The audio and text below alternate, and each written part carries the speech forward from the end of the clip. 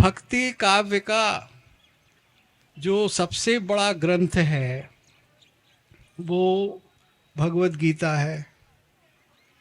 वो तो मेडिवल नहीं, एंशिएंट पीरियड का है। उसके बाद जो श्रीमद् भागवत है वो भी 4th-5th सेंचुरी का है, संस्कृत में लिखा हुआ है। रास और महारास और ये सारी चीज़ें तो कृष्ण लीला ये सब भागवत में है भाई।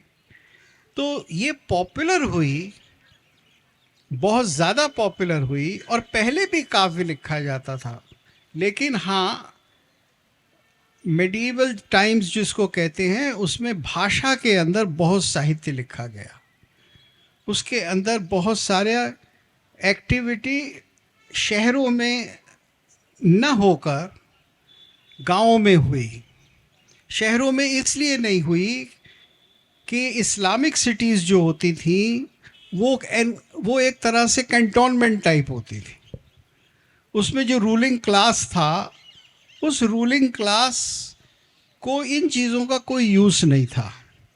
कहीं कहीं किसी नवाब ने, बादशाह ने कुछ अपने पेंटिंग्स बनवा ली, दरबार में कुछ लोग रख लिए, अकबर ने एक तानसेन को बिठा दिया। लेकिन for thousands and lakhs of people in the city all these forums were closed. ये थे कहाँ? गांव में। गांव से मतलब है शहर के बाहर। तो वहाँ की भाषाओं में, वहाँ के मंदिरों में, वहाँ के खानकाहों में, वहाँ के आश्रमों में ये सब भक्ति और उसके साथ संगीत और कलाएं चल रही थी। तो ये एक बहुत बड़ा ट्रांजिशन था, because of political transition and because of Islamic domination.